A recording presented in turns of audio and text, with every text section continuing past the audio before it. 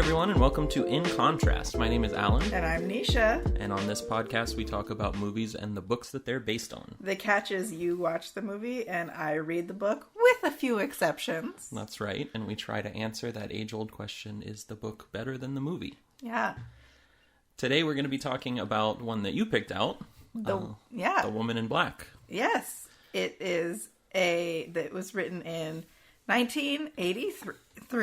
Which, can I just say right up front that I just assumed that this book was much older than that? I thought it was much older than that, too. It wasn't until I looked it up that I was like, oh, it's a 1983 gothic horror. Right. Like, I mean, you know, a lot of the early gothic horror was way earlier, but you just kind of, like, there's more modern versions of it, and I don't ask questions about that, but something about this one just made me feel like it was much, much older. Well, we'll get into it a little bit more, but I think Susan Hill and the vibe and everything were really good at capturing that old feel. Yeah. Even though it's actually a relatively modern book. According to IMDb, it's about a young solicitor who travels to a remote village where he discovers the vengeful ghost of a scorned woman is terrorizing the locals. Which maybe is actually a better synopsis for the movie now that I'm reading it again, because scorned woman is not exactly the term I would use, but it is. Is it not? It is a young solicitor who travels to a village and there is a vengeful ghost. I just don't know if scorned is the word I would use. Okay. So I'm being a little nitpicky here, I think. I'm interested to get into that. So there were definitely a couple, minor differences in the details of that kind of thing between the two movies that I watched. Yes, you watched two movies. I did watch two. So there was these are the only two like full-on adaptations of this. There's a 1989 British TV movie, and then a 2012 version starring Daniel Radcliffe, which is much more well-known, of course. But yes, and as we discovered, the Amazon image for that movie is terrible. Just awful. Just the worst possible poster you could pick. I need to know, and we obviously will get more into our reviews later, but I need to know if that terrible image is at all reflective of the quality of the movie. I don't think so, no. Okay. So I had watched this when it first came out, like in the theater. I haven't seen it since. Yeah. And, like, I remember it being, like, interesting. I may have been on certain substances at the time that I saw it, so, like, my memory wasn't, super credible. You were allegedly on substances. It can neither be proven nor disproven. But maybe not in, like, a great critical mental state. Yeah. But I enjoyed the movie. It never held in my memory as being, particularly good. It was just kind of mediocre. But I have to say it was better on a rewatch. I quite liked it. It might have something to do with being under the influence. You would think that would make it better. I don't know. Who knows? How old were you when you first saw it? Do you remember? Oh, let's see. I would have been... Or how long ago was it? I would have been 19. Yeah. Yeah. Yeah, because it came out many years ago. It was 12 years ago. Yeah. So, yeah. Yeah. Okay. Yeah. It's been a while. Okay, so I say we delve into this chronologically. I think that's the way to go. Okay. So, yeah, why don't you just sort of, start with the basics, like, who is Arthur? So Arthur, in the book, it actually starts by introducing him as an old man. Okay. He's been through everything. He's lived this long life. We already know he's on his second wife. It's like Christmas Eve or just a couple days before Christmas. And he's recounting the story. So the first chapter is actually all in the future, present, quote unquote, because the rest of the story is in the past. Okay.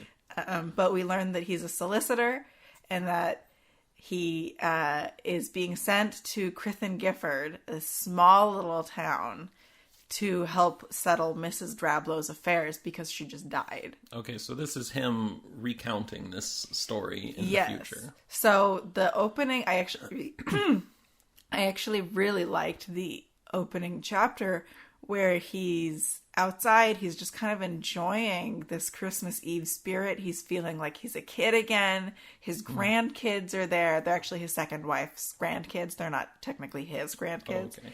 But the whole family is at this place, Monk's Peace. It's the house that before he went and saw Mrs. Drablow, he wanted, and then he ended up getting it after the events. Okay.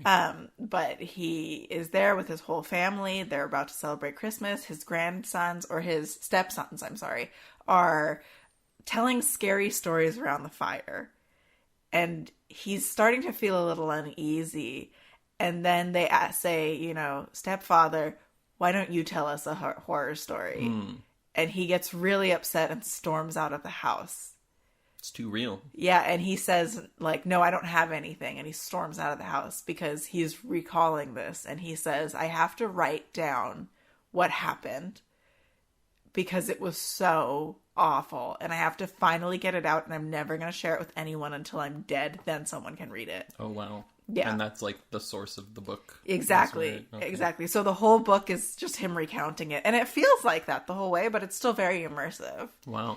So, yeah. That's interesting. Yeah. Well, not to spoil, you know, the endings too up front. Yeah. But that's already a massive difference between both of the film versions. Yeah. He doesn't exactly have a chance to be an old man recounting this story. If you catch my drift. I do catch your drift. Yeah, so that's automatically something that's very, very different about it. Now, how that happens is very different in both of these films. Yeah. But we'll get to that at the end. Yeah. But yeah, so that's already something that's very, very different. Yeah.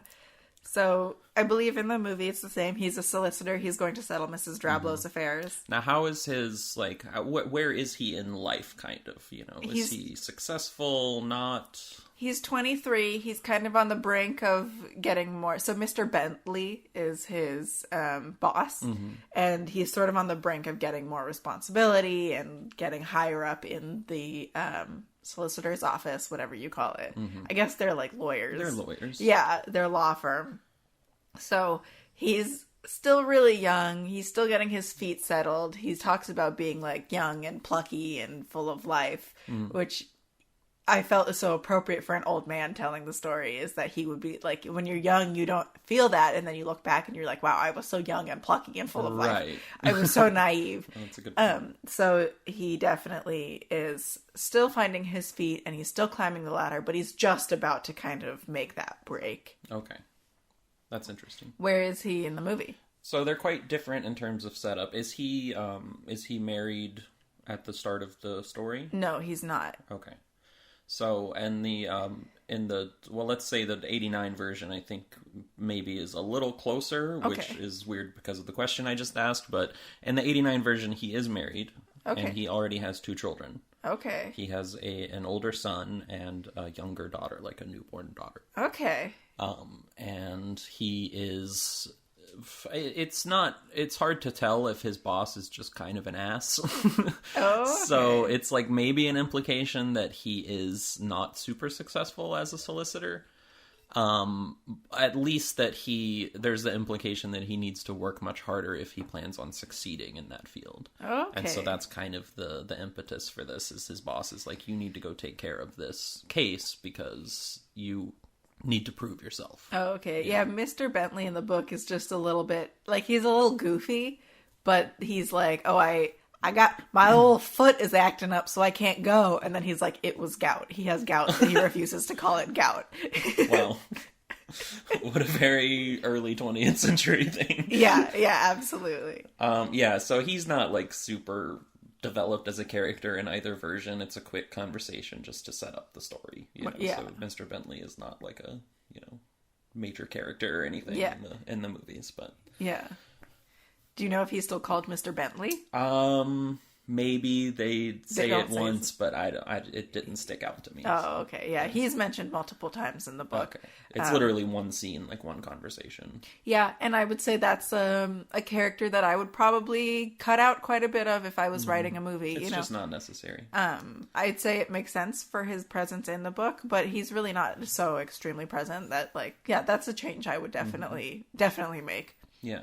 And in this 89 version, he is, I would say, rather plucky and young acting. You know? Very different than the 2012 version. Okay. Daniel Radcliffe is in this one, starring as Arthur, and he is very kind of dour and depressed. He has a son, and throughout the movie you learn that his wife has died already. Okay. He was previously married, and she died in an accident, so... Okay. Yeah. This is all at the end. His family is all at the end of the book for this one. And I guess I'll just jump into that already since you're talking about it. But at the end of the novel, and we'll get to some more specifics, his son and wife die. Okay. And that's one of the very last things to happen in the novel, if not the last thing to happen in the novel. So it's really interesting how completely different it is. He's engaged in the book, but he's married in the movies. He already has a family in the movies. He doesn't have a family until the end of the book. It's interesting. Yeah. Not including his second wife and her family. But yeah, I would say that's one of the biggest differences between the two, is that just him as a character, not only because of that setup, but he acts much, much differently between these two movies. Yeah. Also, I just wanted to say before we get any farther in that one interesting fact about the 89 version that connects to the 2012 version is that Arthur is played in the 89 version by Adrian Rollins, who plays James Potter, Harry's dad, in the Harry Potter series. So they both played the same characters. That's really interesting. Yeah. I will say, at the beginning of his story, when he's young, the beginning of the story he's telling. So once we've moved past Christmas and he's telling his story, he is talking about how the fog is one of London's thickest pea soupers. Everyone's feeling really depressed. Everyone's feeling gloomy. So there is this sense of gloom and foreboding, but he himself, he talks about, is like a pretty happy person. Right. He can't sit still. He's always on the go. He always wants to work. And it isn't until these events that he starts to kind of calm down and enjoy the simpler things in life. Interesting. Yeah. Oh, the other thing about the 2012 version is that it's much more directly stated that he's basically going to be fired from his job if he doesn't succeed at handling this estate. Oh, wow. Yeah, no, that's not... So he's in a real bad spot already from the get-go. I would say, honestly, one of the... It's not a huge weakness, and they do address it. This is a big thing in horror, is the idea of, like, I can just leave. You know, right. That's why in so many horrors, the car doesn't work. Yeah. They're in a cabin in the middle of nowhere with no cell phone service. You need something holding them back. You need something keeping you there. Yeah. And, I mean, this is a big thing in video games where it's like, that's a fence I could climb over. Mm-hmm. Why is there... But there's a wall there. There's an invisible wall there. And it's okay for, to suspend your disbelief a little bit, especially in a video game. Yeah. And to be like, well, there's a fence there, so I won't go over the fence. But in this one, it sounds like you're going to be fired if you don't finish this. Your livelihood means a lot. Mm-hmm. Like nowadays, back then, your income is important to living. Yeah. In the novel, it's a little bit more like, he's like, oh, I don't know that I want to go back. And we'll get into it more, but then he does decide, okay, I am going to go back, but it's not as strong of a maybe thing to compel him. Right. And that's one thing I really did appreciate about that version, is that even though it's quite different in terms of adapting the novel, I thought it made a lot more sense, like you're saying, that he would have this strong reason that he can't leave. Like, he needs to see it through. Yeah, absolutely. Yeah, because there's multiple times where it does hit that point where you're like, just leave, dude. It's not worth it. But then, you have that to fall back on. So. Yeah. Okay, moving forward, there's a train journey. Mm-hmm. Does he take a train? He takes a train. Does he meet Arthur Daly on said train? Samuel Daly, sorry. Yes, in the 89 version he does. I believe it's a little later in the 2012 version. I think he gets to the village first. Okay. And then he meets him. Okay, so in the book, he gets on a train, he meets Samuel Daly, who's like, oh, Mrs. Drablow, have fun! And then he gives him, Samuel Daly gives him a ride to the Crith and Gifford Inn, whatever it's called. I can't remember what it's called. Yeah. He gives him a card. Samuel Daly gives Arthur a card and says, call me if you need anything. And Arthur's like, I won't need it. I'll be fine. And Samuel Daly just stares at him. And Arthur's like, I'll put it in my coat pocket. I think he's trying to tell you. Yeah, it's actually a really good scene where he's like, no, I'll be good. And like Samuel Daly's just like, So does it seem like Sam is very aware, I mean, not just of the kind of legend of this house, it's the Eel Marsh house, right? Yeah, Eel Marsh, yeah. So is he like kind of not just aware, but like, does he seemingly believe these stories? He's definitely giving off that vibe of like, there's some stuff going on there. Like, there's going to be no one else at the funeral, he says. He's like, this place is, it's weird. But he doesn't talk about it too much. He doesn't seem particularly superstitious. He just seems like he's like, you're not going to have a good time there. Right. Okay. Yeah, that makes sense. Yeah. Is he like that in the book too? Or is he kind of like, oh, I know more, but I'm not saying it? I'd say the 89 version, he's very similar to what you describe. It's already sounding like this one is probably the more direct adaptation. I mean, it makes sense. I think actually Susan Hill worked on it. She did. She worked on both, actually. Oh, she did? Yeah. That is true. She is still alive. Yeah. Yeah. So, yeah, I'm not sure. I know she had some things. Yeah, I think she worked on it early on. And then I know there were a couple changes that were made, like pretty minor stuff, honestly. But later on, towards the end of production, that she wasn't a huge fan of. Yeah. But yeah, I think she was involved to some degree. But anyway. I think it makes sense. I mean, now we're going to belabor this point maybe. But I think it makes sense to have an author work on the script if you can. Yeah. But limit their input and what they do on the script because they're not a screenplay writer. Absolutely. Or because they have such an attachment to the work that it's hard to cut things out. Yeah, I mean, obviously, like, the opinion of the original writer of something, of the source material, is something we're gonna discuss, like, every time. It's interesting. Yeah. But, like, they're not the end-all, be-all of whether a film works or not. You know?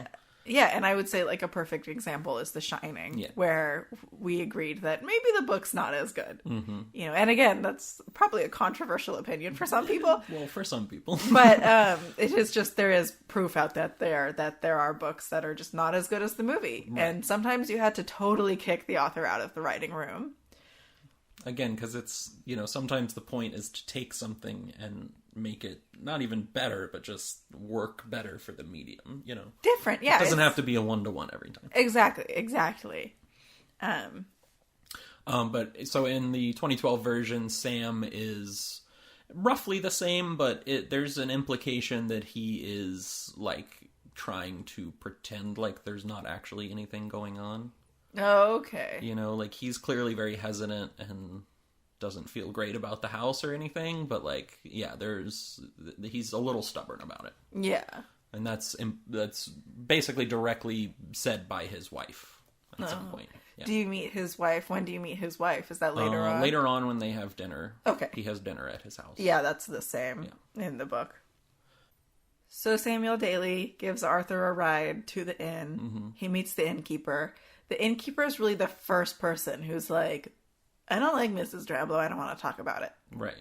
And he's almost a little bit rude, saying like, good night, when Arthur is asking about it. Is that similar? Yeah, it's pretty strongly like they don't want any outsiders there, not because of, them hiding anything per se, but just they don't want anyone else involved. Yeah, and they especially don't want them involved with Eelmarsh House and Mrs. Drablow's affairs. Yeah. Yeah, absolutely. So they're, the 2012 version is pretty interesting when it comes to that. So it very much sets up, not just because of the way Arthur's character behaves, but it very much sets up this kind of gloomier tone right out of the get-go. So it opens up with a scene of three girls playing together, and all of a sudden they kind of, like, it's like they hear something or something's calling to them, and they stand up and they just walk out of the window on, like, the third story. It's like they go into a trance. Yeah, and I believe, I could be wrong, but it seemed like that was the same room that Arthur ends up staying in at the inn. Oh. And so it does start to, throughout the story, you learn, the various villagers who have lost their children over the years. Yeah. So I believe that the opening scene is supposed to say that was the innkeeper's, one of the daughters, along with a couple of other kids that were there playing. Oh, okay. We didn't actually talk about how they opened, because there's a unique opening for each one, it seems like. Mm-hmm. So let's go back to that. And in the 89, what year? 89. The 89 version, how does that one open? That one is just him in London getting the assignment. There's nothing particularly interesting about it. Okay, so they really each have unique openings. I think it just kind of skips over the, future going into the past thing and just starts at the beginning of the past story. Yeah, I think that is something I would have cut out too if I was making a screenplay. Yeah, it makes sense. But I love how it sets up the tone and how you see that even as an old man, he's like, I used to,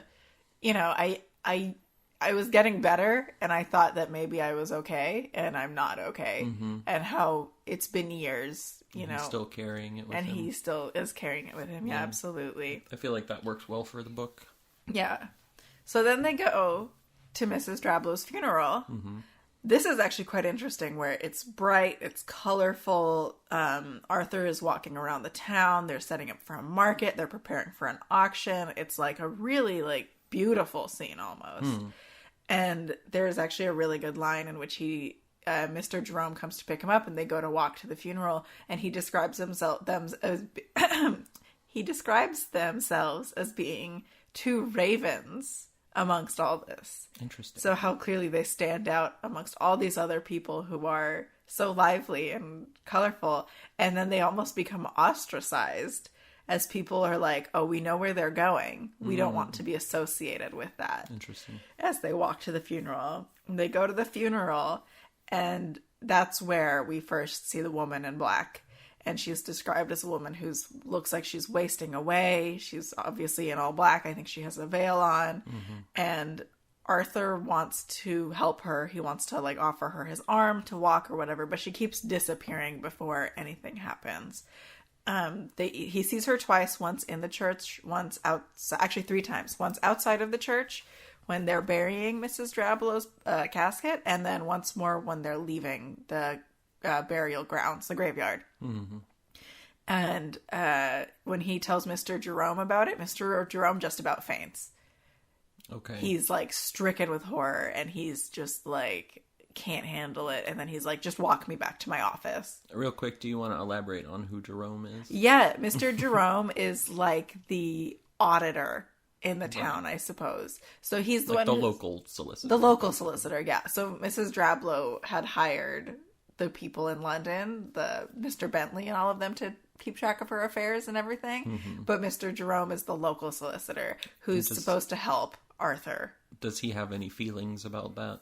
About helping Arthur? Yeah. Oh, yeah. He doesn't want to do anything. He doesn't want anything to do with it. Right. And is that because of his fear or does it say? It comes out later that Mr. Jerome lost a child because of this. Right. Okay. And that it's, I guess I'll just go ahead and say it since we've been kind of circling it. But whenever the woman in black is spotted, a child dies. Right. So that's the continuous theme. They don't actually talk about it that much in the book until the end.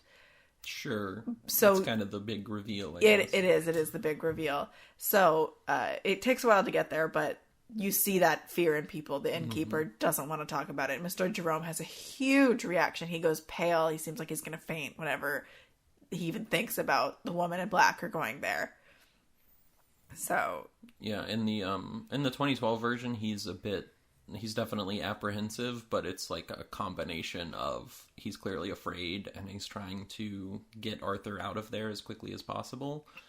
And he's also seemingly a bit jealous about the fact that his business was shifted to a firm in London. Oh, yeah, I don't think there's any jealousy there. In fact, I think he he's fine. Okay. He doesn't want her affairs he just to doesn't be want to deal with it. He doesn't want to deal with it at all. Makes sense. He literally he straight up almost faints. He right. is so stricken with terror that he goes pale and he's just about to collapse. Right.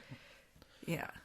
Yeah, so the appearance of frankly I don't even remember if they go to a funeral in the 2012 version. Really?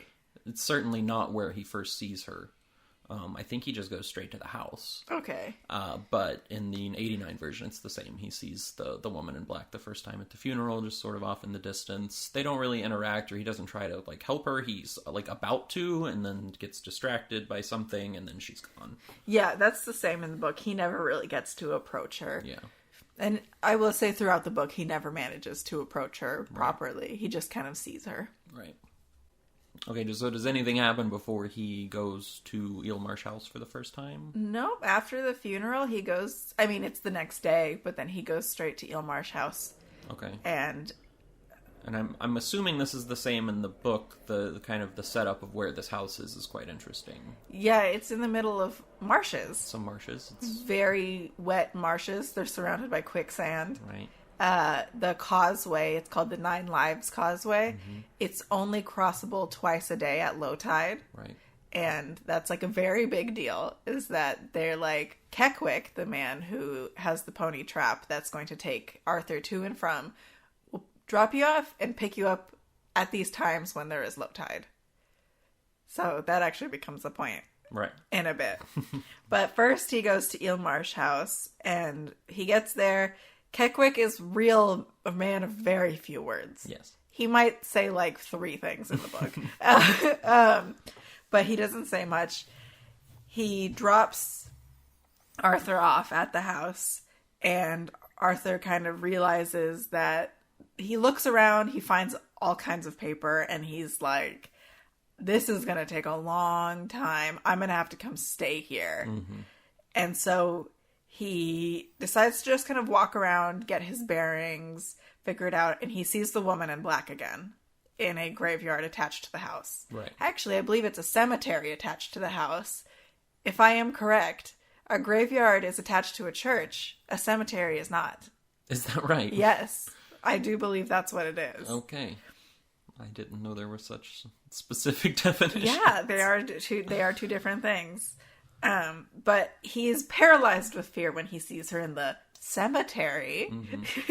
Mm-hmm. And he does eventually try to follow her once she disappears, but she's just gone, and he doesn't go very far to find her. He runs back to the house, scared out of his mind, doesn't know what to do. He's panicking, and then a clock strikes, and it brings him back to his wits. So he starts to look through Mrs. Drablow's papers again. Or maybe this is the first time he looks through her papers, but he's looking through her papers. He's like, this is ridiculous. I'm just going to go back to town for now. So he sets off back to town. Is that the first time that we see the woman in black in the 2012 version? Yeah, he sees her outside the window, like kind of in the marshes, or it is what you later discover to be right next to the graveyard. Cemetery. But yeah, so he goes outside to, try to figure out who she was. Yeah. Because again, this is the first time he's seeing her in that version. Yeah. And this is when he, presumably what you're about to say, he starts to hear the sounds of a wagon crashing. So he doesn't hear a wagon crashing. And this is where the book really gets chilling. And I'm going to say this right now. I've never reacted like I did to a book like this. I gave this book 5 stars. Wow. Yeah. Oh my God. I gave that, and it's just, so he starts walking toward town, and he notices the tide coming in and how it's kind of sticky and gross. And he thinks, oh, it's really, really misty. He looks back, he can't see the house. He's like, ooh, this is maybe not a good idea. Maybe I should go back and wait for Keckwick.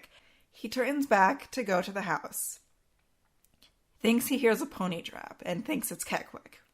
That's when he starts hearing whinnying and the sucking of the swamp or the marsh pulling the pony trap down, and he hears a child screaming. Right. And it is, oh my gosh, it is terrifying. Like, she describes it so slowly and all this detail. You're like, oh, no.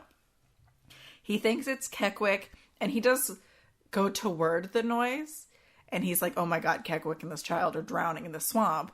But he realizes he can't go that far without risking himself. So he's like yelling for Keckwick. He's saying where he is. He's like, okay, I'm going to go back to the house, turn on all the lights, and hope that it signals someone to come. So that's what he hears. Okay. Does he hear a crash in the, or does he hear that? Yeah, I mean, it's much less kind of detailed, I guess. Graphic. Yeah. Because it just, I mean, it's roughly the same thing, but it just doesn't sound as horrific. Oh my gosh, it is so horrific in the book. Like, if you are at all sensitive to child death in reading or anything, do not read this book. Fascinating. But that is such a chilling scene. It really stuck with me. And how she describes it as the sucking at the pony trap, really, like, it's like a very good word to use because it's sucking it down, right. you know? But it just is like, oh, it was so chilling. Which there is that kind of imagery and sound later on in the 2012 version for a different reason that we'll get to. Okay. But during that scene, it's not really like that. He just assumes that someone has just crashed and, you know. No, he knows someone's drowning out there. It is rough. In the 89 version, what happens? Roughly the same. It's a little less dramatic, I guess. Yeah. You know, which I think is just because it's a TV movie, like, it's lower budget and, you know. And TV movies tend to be a little more accessible. Yeah. Like, so it checks the box of, like, getting the point across, but the 2012 version is definitely a little more immersive and kind of disorienting. Yeah. You know, he's, like, kind of wandering around in the fog and hearing the sound and the camera's whipping around and stuff. Yeah. So. Oh, that's pretty cool. So he gets inside, has a little breakdown. Mm-hmm. Has, as you do. Has some brandy, turns on all the lights, passes out on a chair.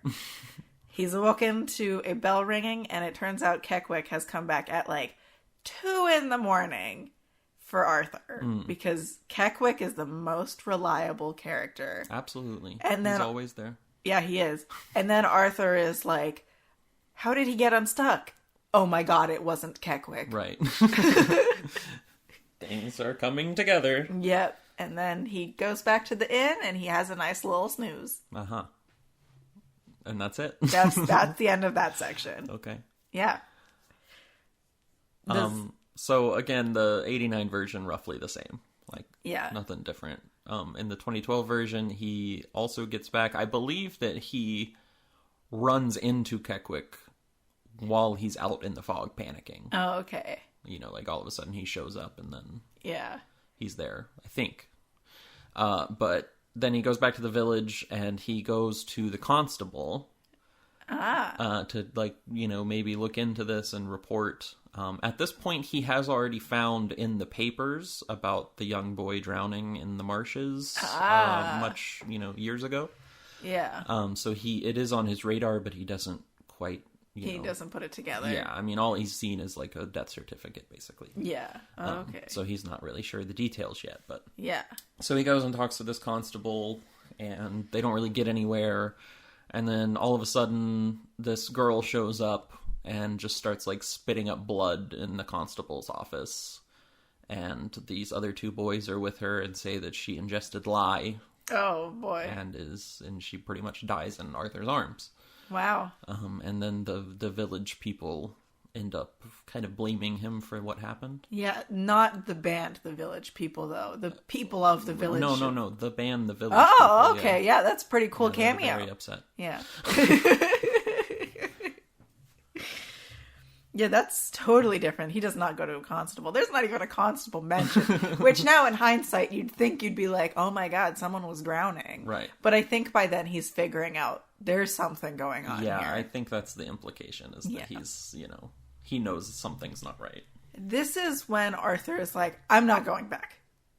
Okay, smart. Yeah, you're like, yeah, probably shouldn't go back. That makes sense. And he says to the innkeeper, I want to go for a walk, and the innkeeper lends him a bike, and but first, after he gets the bike, he's like, I'm going to walk to see Mr. Jerome. And this is again Mr. Jerome having a, like, there is no one here who will help you. He basically is just flat out saying, and he's looking a little uneasy, and Arthur wants to push him and is like, that dude's about to vomit. He might faint. I'm not gonna push it. I'm just gonna leave. So he sends a letter to Mr. Bentley saying that, well, actually, I guess Arthur hasn't said, I won't go back, but he's like, I need help, or I don't want to be there alone. I don't like that place. Right. So he sends a letter to Mr. Bentley saying, like, hey, I can't get help. This place is weird. Anyway, I might be longer than we thought. Then he goes for a pleasant bike ride. And it's a lovely bike ride, and he's invigorated, and it's beautiful, and the world is amazing. And then he almost crashes into a car, which turns out to be Samuel Daly's car. Okay. None of this happens in the movies, but... All right, then I will continue. There are, like, no bright spots. Oh. Basically. I think... It's all doom and gloom. It is important to have the bright spots because it really makes the doom and gloom feel like, oh, like really chilling again. You know what I mean? Because you're like, oh, look, there's hope. Oh, there's no hope again. I guess that's true. So this is when they plan dinner. He almost crashes into Samuel Daly's car. Samuel Daly's like, how's Eelmar's house? Pretty weird, huh? You should come for dinner. Okay. So... they do go for dinner, and that's when the best frickin' character comes in, Spider. Spider, yes. Is Spider in the movies? Yes. Good. Spider is a little brindle terrier, and she's the best. Right. And she is probably the cutest frickin' dog on the face of the planet. That was one of the things that Susan Hill was mad about, is that they kept the name Spider. Yeah. But in the 89 version, changed it to a male dog. And she was very disappointed by that. That is disappointing. And Yeah. I think Spider is a really good name for a dog. I think it's going to go on my list of names. So is Spider in both the versions? Yes. Yeah, but not in the same way in the 2012 version at all. Like, there's a dog. I don't even know if it's named. Oh. And it doesn't come to the house with him or anything. Ugh, lame. Yeah. Come on. Again, this is very much like he is very isolated. Yeah. And just like he's sad boy. No, Spider's great. I mean, it sounds like also they maybe wanted to spare some terror with the dog. And I'm just going to say it right now. In the book, the dog survives. Right. So if you're about to tune out, please don't. The dog survives in the book. Does the dog die? No. Does the dog die in the movies? No. No. So the dog survives. So if that's something you're worried about, stick with us. What does Spider look like in the movies? Well, in the 89 version. Not a brindle dog. A terrier, but Yeah. like black. There aren't a lot of brindle terriers. I was very interested in that. So I would love to know what Spider looks like. And we have a soft spot for brindle dogs. But, yeah, she's a little brindle terrier kind of thing. Or I guess, so she's not necessarily described as being a terrier, but she sounds like she's a larger terrier. And adorable. So Mr. Bentley appears again in the novel, but just for a phone call. And I think this is one of the last times, if not the last time he appears. Mm-hmm. Where he's just like, all right, cool. See you later. Sure. Again, not very important. Yeah, really something that is understandable to cut out. Sure. So this is when Arthur returns to Eelmarsh again. So Arthur goes and has dinner with Mr. Samuel Daly. That is all the same order, correct? Yes. Okay. Although that only happens in the 2012 version. He has dinner with him? Yeah. Well, how does he get Spider in the 89 version? He just talks to him in the village. Oh, okay. And he gives him the dog. Oh, That's okay. basically it. Okay. It's not, there's not like some big scene about it. In the 2012 version, it's a much bigger deal because he goes to the house and Mrs. Daly is like very distraught. Like she's kind of normal at first and then she starts to have these kind of breakdowns about their child, who died. Yeah. So, like he is having to give her medication and this and that and like calm her down and whatever, but it's almost as though she's like possessed. Oh, interesting. Yeah. Wow, sounds like the 2012 version leaned more into horror rather than gothic horror. Definitely did. Yeah. So Arthur gets back to the house. He's sorting papers. There's a lot of sorting paper in this book. I mean, there's a lot of papers to be sorted. Yeah. His day goes pretty smoothly. He heads to bed, but Spider wakes him up in the middle of the night by growling at the door, and he hears a muffled bumping somewhere in the house. He gets out of bed, and he goes with Spider through the house to a door that has no lock or key, but he can't open it. And he can hear the gentle bumping, but then he hears another sound from outside, and then the bumping stops, and he struggles to fall asleep again. Okay. And then he goes back to town. It's a lot of back and forth. Yeah, there's a lot of back and forth. Yeah, there's a lot less of that in the movie because it's just doesn't seem like it needs to be there. Yeah, he's like, I'm gonna go back to town and get a PB&J and like come back Have and then a nice pint. Yeah, and then he returns, and that's when he finds the bundle of letters to Alice from Jay or Janet, Right. signed as both. Janet was an unmarried woman with a child. At first she's pregnant, and then the child is born, and people are telling her to give up the child for adoption and do all this, and she doesn't want to do it. And she actually at one point says that she will kill us both before I let him go. Mm-hmm. So she's already quite obsessive. Sure. And we know that that's wild. The child is eventually adopted by Alice and her husband, however, but Janet is still saying stuff like, don't forget he's mine. Like, love him, care for him, but he's mine. Yeah. So she's clearly very attached to the child. Yeah, so it starts to get weird when we find those letters. So this is the same point that he finds out these details in both movies. Mm-hmm. Although the details of what actually happened are slightly different. Okay. I don't know if you want to get into the reality of what happened between them and her child, and the tragedy. Let's go for it. Does this like fully reveal everything at this point in the book? No, that's toward the end of the book. Oh, okay. But we can talk about it now. So he finds in the 89 version there are like these cylinders, I don't know, some sort of recording device. Okay. That he finds and listens to, and it's basically Jeanette, recounting some of this stuff. Yeah. And then in the 2012 version, it's just letters. He finds a bundle of letters. How do they... So, obviously, you listen to it in the 89 version. How do they give you that information in the 2012 version? Does he read it? Do you hear their voices? Like, because they don't just... You hear her voice. You hear her voice? It. Okay, yeah. Because I was like, you can't just, like, put a letter up and be like, read this. Yeah, no, you just see him kind of poring over them and, her reading it. Okay. But basically, the letters just get more and more, upset, essentially, and it's recounting what happened, so that she had lost her child, Nathaniel, her son. Yeah. Again, it was the same setup, like she, to save face and, avoid shame, her sister Alice basically forced her to let them adopt her son. And then it's not explicitly said in both versions, but it's clear that, like, she, in order to, like, the deal she made to maintain some sort of proximity to her son is that she can still live at the house and, be somewhat involved, but they wouldn't reveal to Nathaniel that she was his mother. Yeah, in the book, they also don't want to reveal to Nathaniel that she's the mother, and she doesn't live at the house, but she lives in Crith and Gifford. Right, okay. So she comes and visits him periodically, but they're very limited visits. Yeah.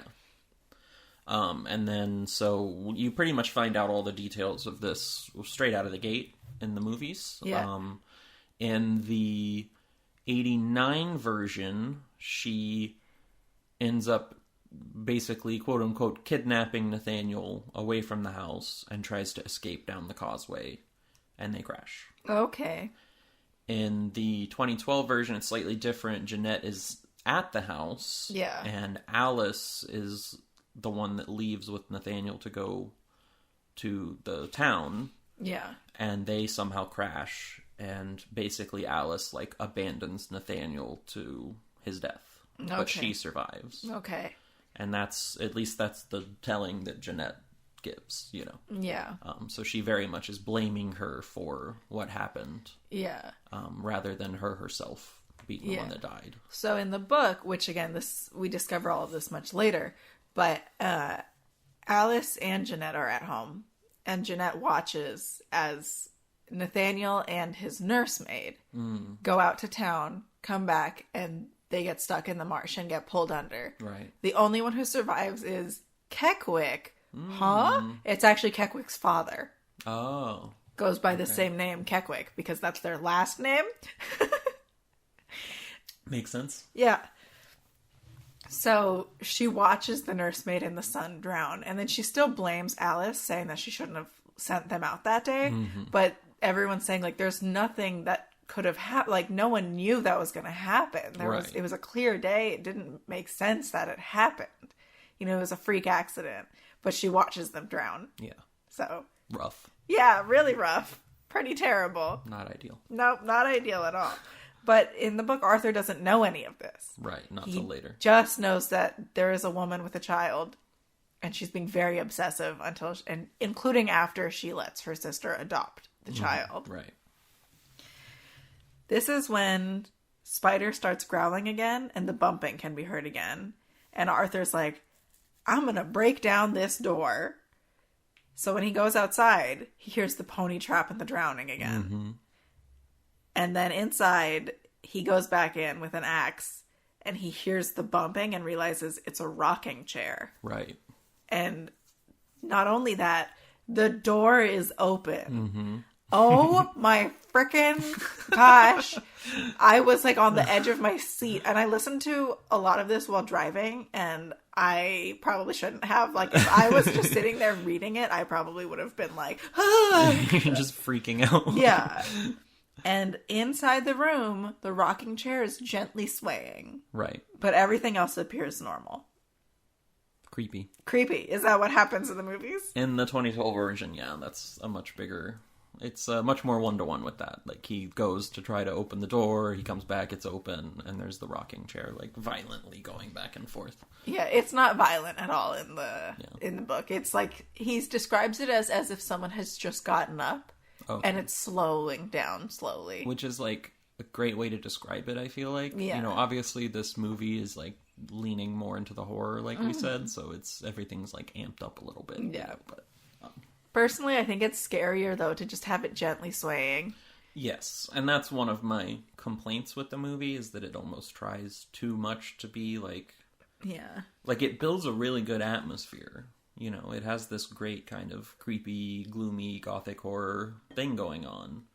But then it relies on jump scares a little too much, and, like, kind of these over-the-top things. So. Yeah, and, like, the girl throwing up blood and stuff like that. A little bit graphic and gory. It's all a little bit much. Yeah. Okay. And what happens in the 89 version, then? Just this, basically the same, but less violent, I guess. Like, okay. He just, you know, he's like about to try to open the nursery. I don't think he goes outside for an axe, but then it opens. And he finds it, yeah. And he finds, I don't know if this is present in the book, but it's not in the 2012 version, but it is in the 89 version. He keeps finding this toy soldier. There's a toy soldier, or their toy soldiers set up in the bedroom. It looks like a kid has been living in there. Okay. So he keeps, like, finding this in the, it's almost like an omen or something for him in the 89 version. Oh, he keeps finding it around the house? Yeah. Oh, okay. That's pretty spooky. Because everything else up to this point is, you know, like in the 2012 version, it's mostly the same of, like, kind of this back and forth if he keeps, you know, seeing the woman or hearing something or, you know, whatever, and eventually it leads him to the nursery. You know, it's none of the details of that are super important. Yeah. But yeah, that's like the main thing that's different in the 89 version is he... And it comes up again later, but this is the first time that he sees this soldier. Oh, okay. So, I'm going to give a little bit of a content warning here. As I said, the dog survives.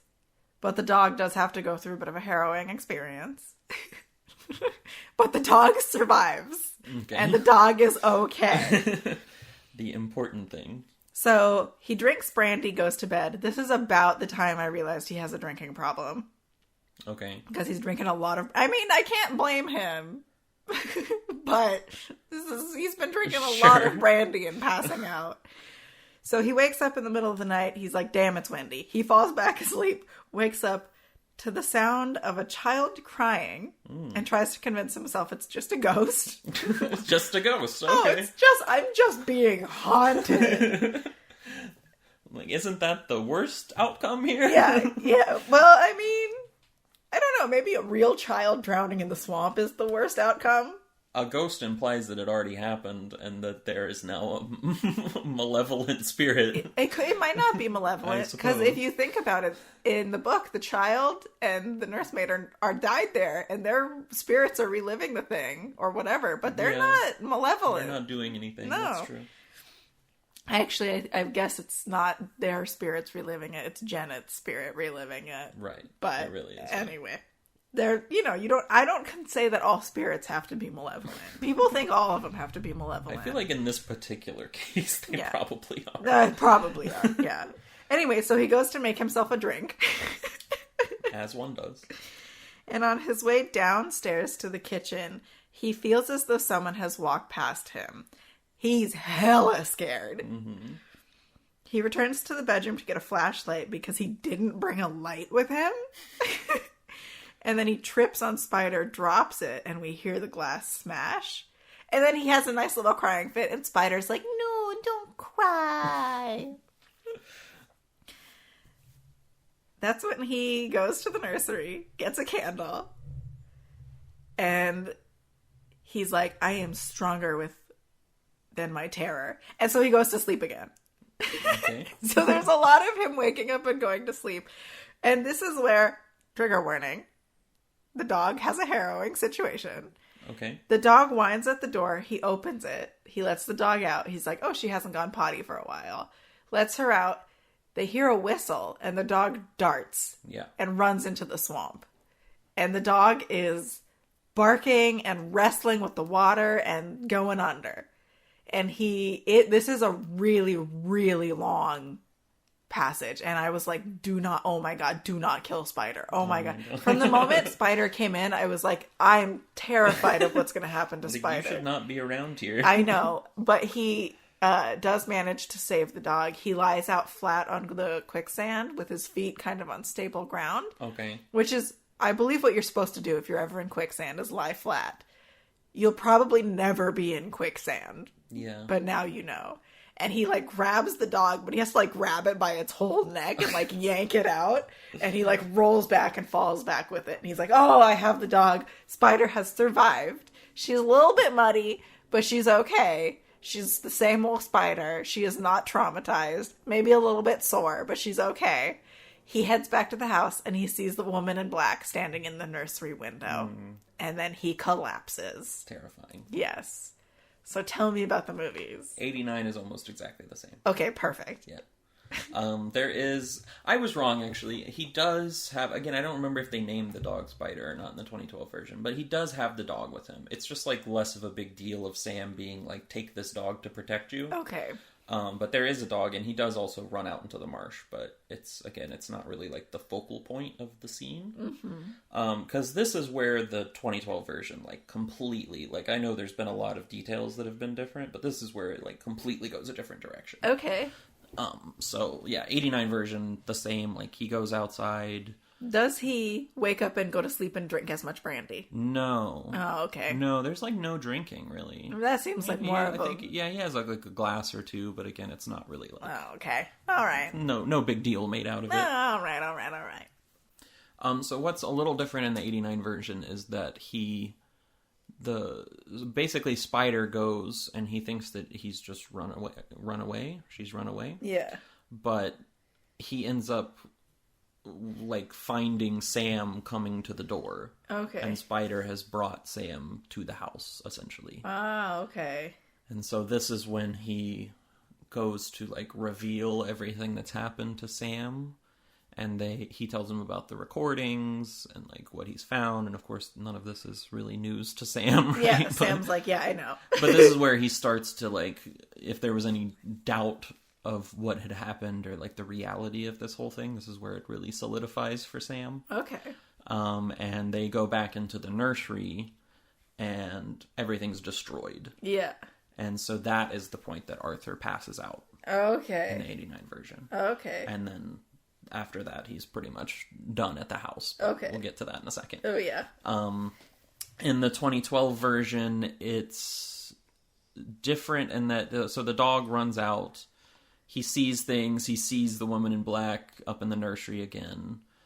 And then later on, Sam comes, but it's like a slightly different situation. Okay.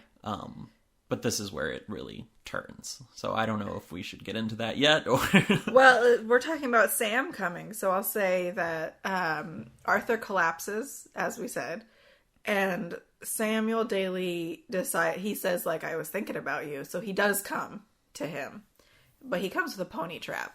So actually, that's the last thing that Arthur hears, is he sees the woman in black, he collapses, he hears a pony trap. And he's like, oh my God, it's happening, you know. Oh, but it turns out it's actually Samuel Daly who has his own pony trap. And he's like, to travel here, it's much easier. He very easily convinces Arthur to leave. Okay. And Arthur says, I just want to take this packet of letters and a few of my belongings. And he goes back to the nursery on his own and sees it in disarray. And then they leave and they head back to Samuel Daly's house together. Okay. Then at Samuel Daly's house, he writes to his fiancée and Mr. Bentley. He investigates the packet of letters. That's where he finds 3 death certificates. Mm-hmm. One for the nursemaid, one for Nathaniel, Janet's child, and one for Janet, which is 12 years later. Okay. So the first two say that they died of drowning, Nathaniel and the nursemaid. And then Janet says she died of heart failure because she had a wasting disease. And that's when Arthur kind of talks to Samuel about it. And Samuel says, whenever someone sees her, a child dies. Mm-hmm. And that's why no one wants you to have seen her, basically. Yeah. Right, yeah, that's what a lot of it's not in the 89 version so much, but in the 2012 version, a lot of the villagers are upset because he's been seeing her. Yeah. So it's almost this, they're not directly blaming him, but they're look at what you've uncovered kind of thing. You've brought her back into our lives. Yeah. So they're very upset at him. One other thing to point out that kind of happens around this point is that, so in the 2012 version, he had found that death certificate for Nathaniel, right? So he knew about the drowning. Yeah. But he didn't know how Jeanette had died. Okay. And so around this point, he's filing through the papers again, and he finds her death certificate. Okay. And it is death by hanging. Okay. And so then he, several minutes after that, he's wandering through the house and he has a vision of her hanging herself in the window, basically. Oh, wow, spooky. Yeah. Okay. So he sorts through the papers at the house. Yeah. So he's still at the house when he discovers all this. He's still at the house, yes. Oh. This is just before Sam arrives and they go back to the village. Oh, okay. So this is the most harrowing night for him, where he has, the dog runs away and he's seeing all these visions and he's seeing faces of dead children outside the window and all this stuff, and has seen the woman in black in the nursery window. And, so he's all these visions are becoming much more common and realistic. Yeah. Wow. Okay. So that's basically it until the final piece, which is where I think these really get different. Mm-hmm. So is there anything else you want to say on? No, that's basically it. At this point, he, in the 89 version, he passes out and he wakes back up in the village. Okay. In the 2012 version, he just goes with Sam to the village. Okay, so in all of these versions, he's no longer at the house. Correct. He's in the village in the movies. He's at Samuel Daly's house in the book. Okay. This is where he goes home. And he tells Mr. Bentley, I can't do this. And define go home. To London. He goes back to London. Okay. Yeah. He leaves for London. Well, so he gets sick. He has a fever. He's there for a few days. He feels like he's being haunted. He feels like he can hear Nathaniel's cries. But then he's able to go home. Stella, his fiancée, comes for him. Months later, he's married. He has a kid. And he and his family go to a fair where there's a donkey and pony trap ride thing. Mm. And the child absolutely will not ride on the donkey. But the child will ride on the pony trap, which has room for 2 people. Bad. This is another content warning. And this time, it's not a happy ending. Right. The child does die. So while his wife and his son are riding on the pony trap, he sees the woman in black again. Mm-hmm. Which is one of those moments where you're like, oh my gosh, you can see the woman in black literally anywhere. And that's terrifying. Really terrifying. So as the pony trap is coming back, the woman in black steps in front of it. And the pony loses its mind, races away, crashes. This is where the crash happens, I suppose. And the child just dies right there. Stella, the fiancée, survives, but she's pretty, broken at this point. I don't think she can walk. I think she's basically stuck in bed. And she dies 10 months later. Wow. Yeah. Okay. So he loses his wife and child within a span of 10 months. The child is a sudden death because of the woman in black. And they say the woman in black had finally had her revenge. Mm-hmm. And that's basically how the book ends. Right there.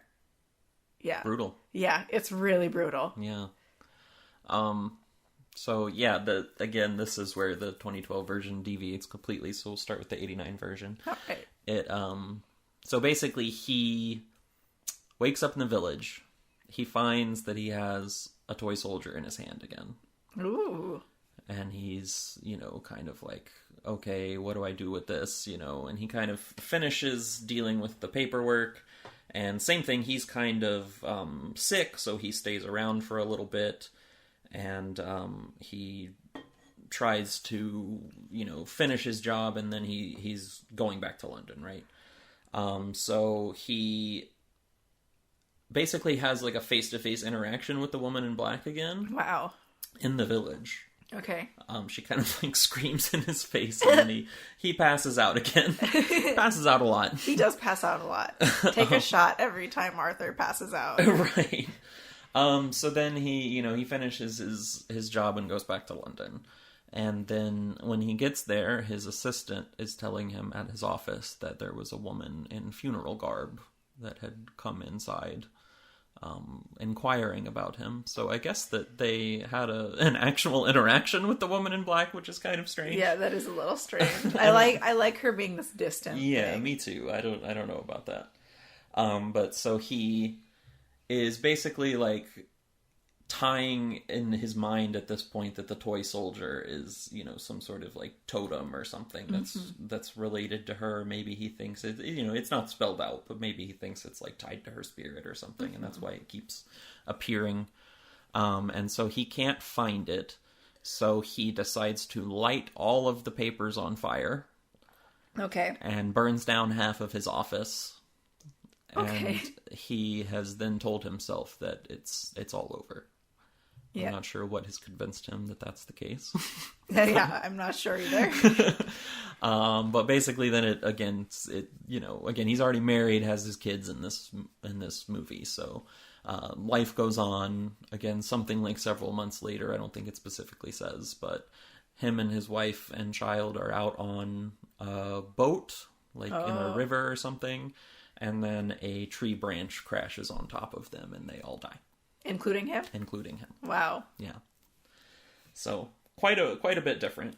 Do you see the woman in black or anything? Or Yeah. Oh, okay. Yeah, she's like standing on the bank. Okay, I was like, if you don't see the woman in black, that's so like anticlimactic. No, he like sees her while they're on the boat. Oh, okay. And then the tree branch crashes. Okay, yeah, okay, so it's clearly her. Okay. And then it just ends. That's the end. Fade to black. Yeah. So yeah, it's like similar, but I think it kind of loses the plot a little bit. Yeah. In terms of, especially like making it really eerie and scary. Like, it does still accomplish that thing you're talking about of like, this isn't isolated geographically. Yeah. Like once you've seen her, you're screwed. That's it. Yeah. Like she's attached to you. You're cursed. Yeah. Which is cool. I like that about the story. But yeah, just like the way that one handled it was a little like, it's okay. And I think the pony trap is so, like, it brings it full circle. Like, go see, as soon as you know that's what it's like, don't do it. Do not get on the pony trap. Why are you letting them on the pony trap, Arthur? So I like that. I think it ties it together well. Yeah. Basically, in the 2012 version, again, it's quite different. So he gets back to town. He goes and speaks with Jerome, or like as soon as they're getting back into town, they realize something's going on. Yeah. So they go, and it's Jerome's house is on fire. Okay. And it turns out that Jerome had another daughter.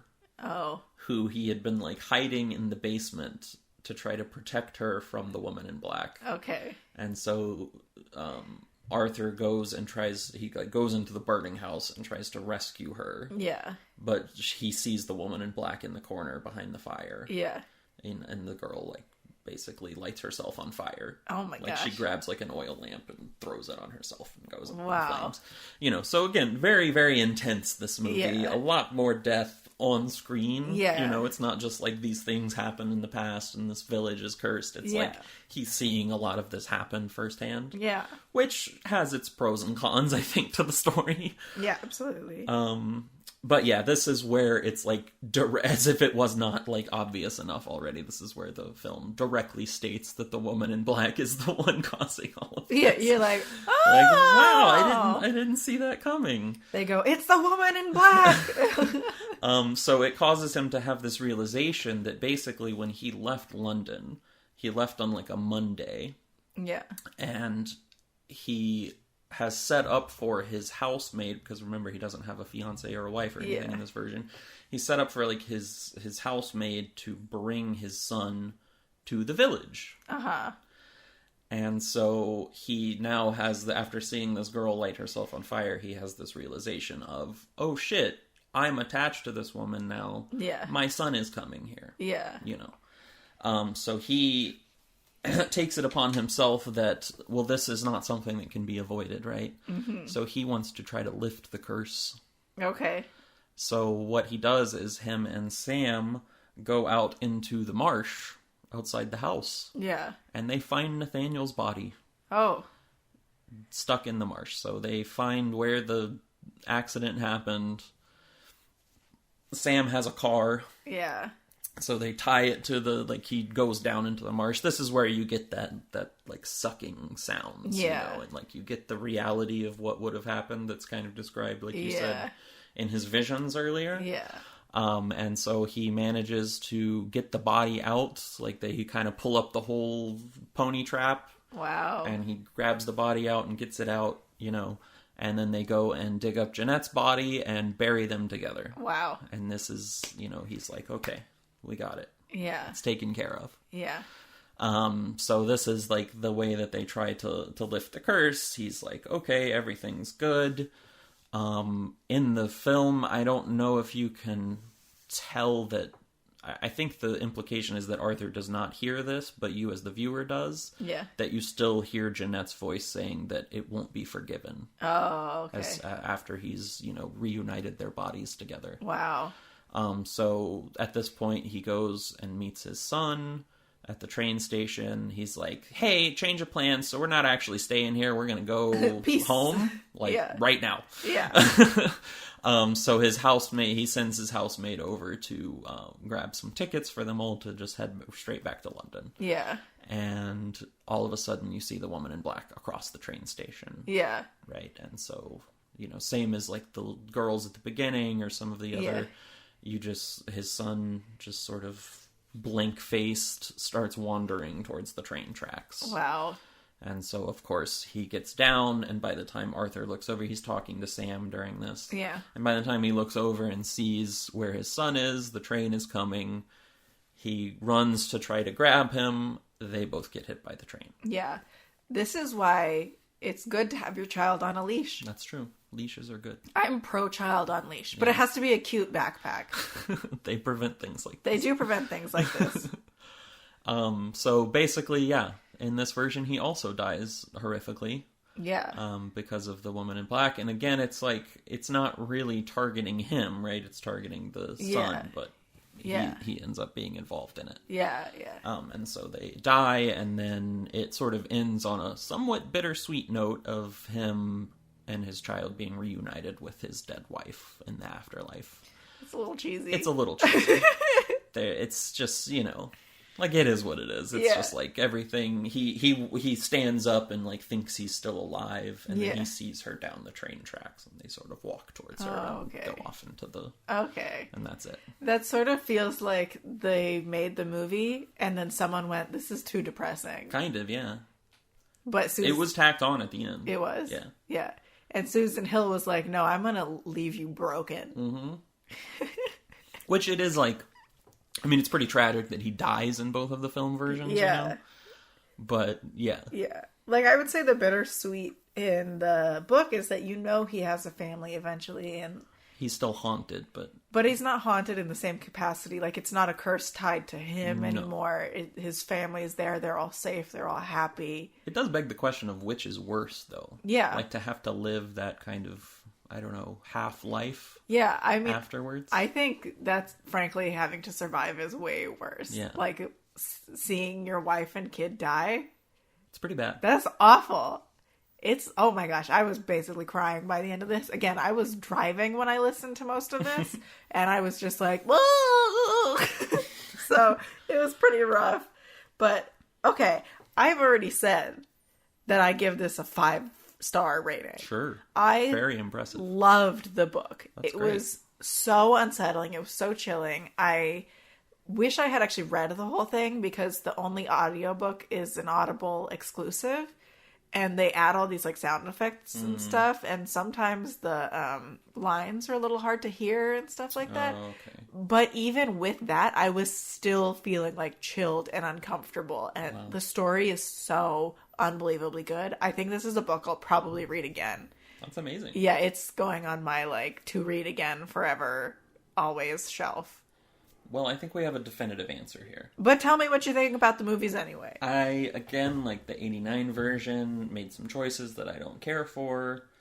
It wasn't able to, I mean, partially through the script and partially just through budgeting constraints, I think. It wasn't able to fully capture some things. Yeah. But it's still a nicely watchable movie. It's still a little, eerie and chilling. Yeah. And, it's a TV movie. It's pretty good for a TV movie. That's good. Nothing to write home about. But All right. The 2012 version, I think, makes a lot of bold choices. Yeah. Some of them work, some don't. Yeah. Like I said, it sets up a really good atmosphere. Like, it feels like such a gothic horror, which I love. And it's so gloomy and depressing, and, you said there's maybe some pros to having some bright spots here and there. Yeah. But this is just, like, it's not that. Yeah. And that's not necessarily a bad thing for it. Yeah. Like I said, like a little too reliant on jump scares at some points. Other times, legitimately creepy. Yeah. Like some of the far off visions of the woman in black are really, really effective. Yeah. And it is quite scary in a way. It's a little goofy at points, but it's pretty good. Yeah. Better than I remember. That's good. But it doesn't it's not some masterpiece at all. Oh, yeah. Because that book... Oh, actually, an interesting fact is The Woman in Black was adapted to a play. And it was the second longest running play on the West End ever. Which is crazy. Yeah, and I want to look into this more, but I have a suspicion the pandemic must have been what cut its run Finally. short. Because it started in the 80s or something like that. Or the 90s, and it stopped in 2022. Which screams pandemic. Absolutely, yeah. So I think it'd be really cool if they brought it back. I've heard it's a really terrifying play. I imagine that would be a lot of fun to see. Yeah, I would really like to see that play. And done in like a high production setting. Right. Like, I mean, I'm sure there's some great local theater versions of it. Or like but a proper full West End. Yeah, West End or Broadway or something like that. Or off Broadway even. Yeah, I would love to see that. Cool. Yeah, so, I mean, it sounds like in this case, I would give I usually don't do ratings, but I'd say like a 3.5 out of 5. It's pretty effective, but far from perfect. Yeah. For the 2012 version. Yeah. So. Yeah, and the 89 version's not a 5-star. Like a 3. Yeah. Maybe. Yeah. So... It sounds like the book is better than the movie. I think in this case the book is better. Yeah. It's I would say these are worthwhile adaptations. Sometimes you see something and you're like, you didn't even need to do that. Yep. I think these produce something very interesting. But yeah, it sounds like the book is just quite a few steps above. Yeah, it's really, really good. I highly recommend. If you like gothic horror, I highly recommend this book. And I do know that they, this book is kind of one of those, like, ones that, at least in the UK, that, like, everyone's read because they teach it in schools. Yes, they do teach it. And so it sounds like that's for good reason. And I would say it's an appropriate book for, like, younger gothic horror readers. Mm-hmm. There's nothing in it that's too gratuitous or too adult or anything like that. Yeah. That was one of the controversies with the 2012 movie, was that, I believe it was rated PG-13 in the US, and it was given like a 12 plus rating in the UK. Yeah.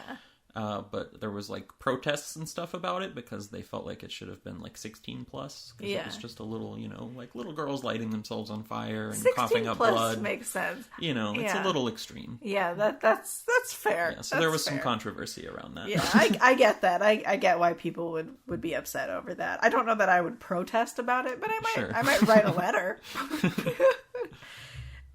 Anyway, I think that about sums up our thoughts, Alan. Mm-hmm.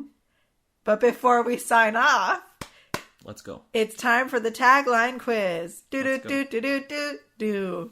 Nice theme song. What did I steal that from? I stole that from something. I don't know, a cartoon. No, I think it's the Countdown. The British show Countdown. It's a little different, but yeah. Okay. Well, I want to give credit where credit's due. You're going to hate me for this one. Oh, God. Is it a tough one? I don't know. Okay. Are you ready? Why am I going to hate you? Yeah, sure. Savage in battle. Primitive in love. Prehistoric beauties live by the code of the jungle. Huh? This is a movie I talk about a lot. You talk about this. I talk about this movie a lot. Okay, let's hear it one more time. Savage in battle. Primitive in love. Prehistoric beauties live by the code of the jungle. Okay, give me a year. 1958? 58? Yep. You talk about this movie a lot. I mean, maybe I haven't mentioned it too recently, but I talk about it way more than I should. Oh, Jesus. I don't think telling you anything else will help. It's an adventure comedy. Jean Hackshaw, Marianne Webb, Candy Gerard. Can I get a director? Oh, I'll have to look it up. Yes, I'll give you a director. I don't know that it's going to help, but I'm at a loss. It's not going to help. If the year didn't help, then nothing else will.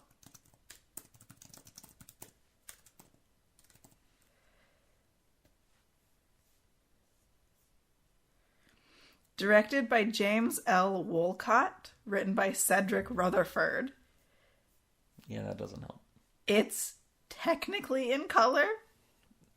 Technically in Technicolor, or? No, it's technically in color. Okay. It's very poor color. I mean, it's 58. Do you give up? I give up. It's The Wild Women of Wongo. Oh, yeah. I could have guessed, but that was not gonna come, naturally from my brain. So The Wild Women of Wongo is an absolutely terrible movie. Yeah. It's one of the worst movies of all time, in fact.